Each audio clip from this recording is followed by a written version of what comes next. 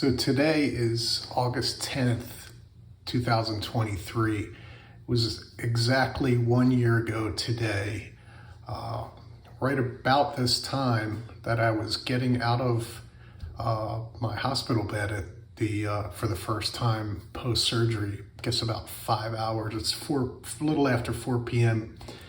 Here on the East Coast of the U.S. I finished surgery. I guess I was out of there roughly 11 something, sometime between 11 and 12 that day. Waited a few hours before I could get into a room. It was apparently there weren't any rooms.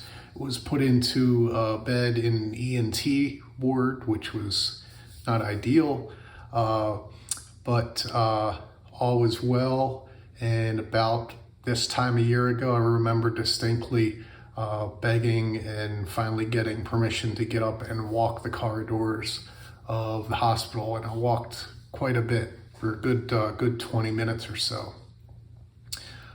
It's been a heck of a year. A lot has happened, mostly all positive. But while I've always kept these videos, mostly positive, but honest, I assure you that there have been bumps and, some doubt throughout this whole process. I was probably ahead of where I really was, physically. I was mentally thinking I was like healed at like 4 weeks. I was like, this is a miracle. And you could tell that, that's how I felt probably in my early videos. But looking back, I still was healing, and I would say I probably still am. Really the last month I've felt like 100%, like I don't notice the surgery very much, I don't notice the restrictions. When I'm driving is when usually I'll notice it. But all in all, I feel really good. I'm very active. My biggest problem these days is I'm getting injured doing other stuff, other areas. My foot's killing me now because of too much exercise and pickleball, but that's a whole nother thing. So let me update you all on what's happened since my last video, which was about 2.5 months ago, maybe 3 months ago now. I was scheduled for a 10-month follow-up with my surgeon. As part of that, I always have to go and get an x-ray. I went to get the x-ray, and I'll put it up on the screen in the video post. After I record it, I'll put it in I'll edit and put it in there so you can see. You'll see a large gap in one of the vertebrae, one of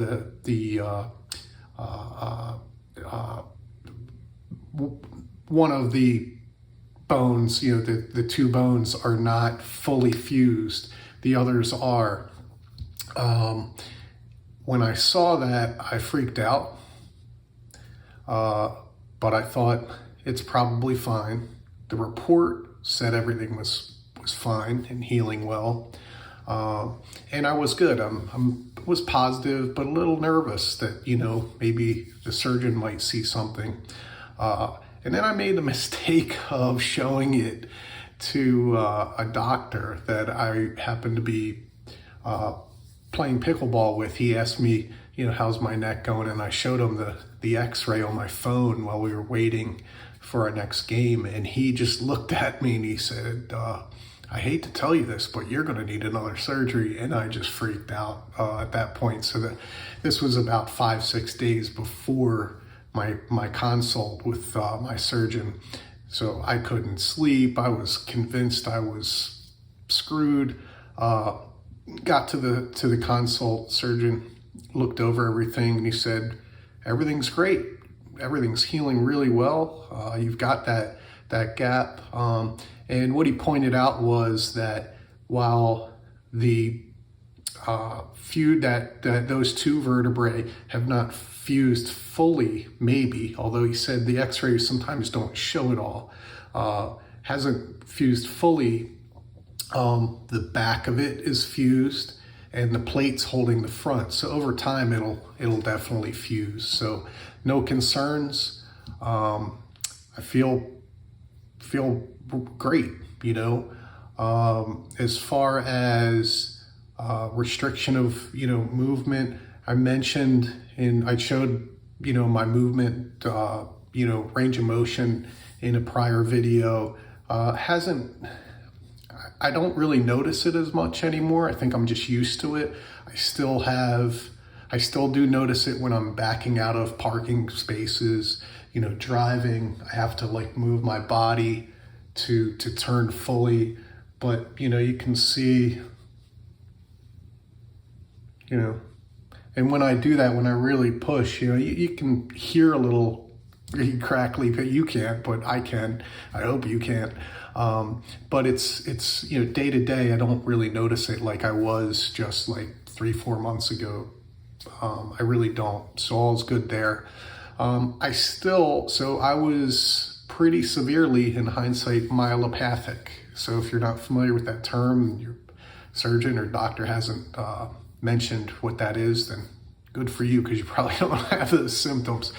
I waited way too long, not knowing what what was going on here. I waited way too long before getting surgery, and so I still have some of those symptoms, and I'm kind of thinking they'll probably never go away, but there's always hope. I still have slight numbness down my right arm, very slight.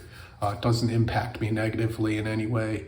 And I still have about, I'd say 40 to 50%, maybe less. It's hard to put a number on these things. Numbness in the right index and thumb. I can, I can handwrite. I can do everything with it, no problem. But there's little numbness. Now, prior to surgery, it was definitely worse. When I would try to tie my shoelaces, it'd take 4 or 5 tries many times. Now, one try and I can get it done, no problem. You know what's odd is recently, just in the last week, I've noticed I'm effectively left-handed. I pick things, it's my dominant hand. I pick things up left-handed. I never noticed that really until recently.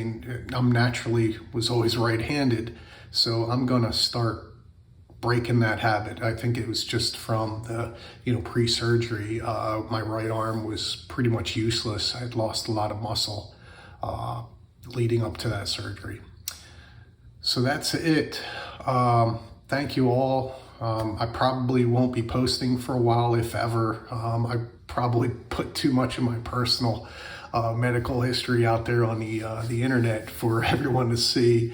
But the videos from others, and, as I've said before, were very helpful for me leading up to the surgery. So I wanted to kind of pay it forward, and I hope these are a little bit of a, not to be cheesy, but a beacon of hope for those of you that are going through this. I know most of you watching these videos are going through probably a similar, difficult time in your life that I was. Hang in there, stay positive. If you have any questions, I'm happy to reply, and I always reply to comments. But just know that I'm not a spine surgeon. I just, I've done a lot of reading and research on this on my own and gotten pretty good at sussing out all the studies and all that stuff. But everyone's circumstances are different. Whether it be your bone structure, your age, your medical history, aside from your spinal cord, your cervical spine, all these, your physical condition, all these things matter. How long you've waited, the genetics, it all varies. So while there are some general guidelines, don't assume what you read on the internet or watch on these videos is how you're going to recover, or your experience will be. I found that my experience was very different in recovery than what I was told, and mostly for the better, to be quite honest with you. So that's it. I wish all the best and good luck with with your surgery, if you're going through this, or if you're on the other side like I am and recovering, hang in there and stay positive. And I wish you the best.